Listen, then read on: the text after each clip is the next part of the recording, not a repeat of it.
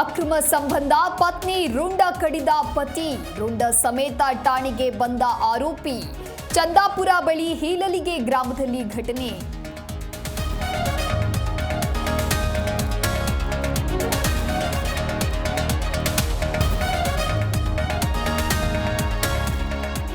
BMTC bus break fail, Mysuru ರಸ್ತೆಯಲ್ಲಿ metro ಪಿಲ್ಲರ್ಗೆ ಡಿಕ್ಕಿ, 10ಕ್ಕೂ ಹೆಚ್ಚು ಜನರಿಗೆ ಗಾಯ, ಚಾಲಕರ ಸ್ಥಿತಿ ಗಂಭೀರ.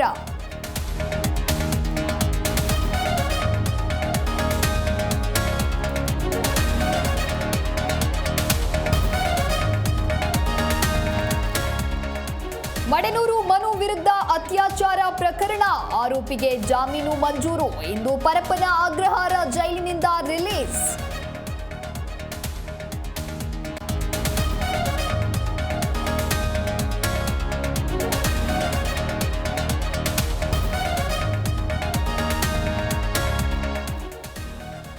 ನಾಡಿನಾದ್ಯಂತ ಬಕ್ರೀದ್ ಹಬ್ಬದ ಸಂಭ್ರಮ, ಕೆಲ ಹೊತ್ತಲ್ಲೇ ಈದ್ಗಾ ಮೈದಾನದಲ್ಲಿ ಸಾಮೂಹಿಕ ಪ್ರಾರ್ಥನೆ, ಪರಸ್ಪರ ಆಲಿಂಗಿಸಿ ಶುಭ ಕೋರಿಕೆ.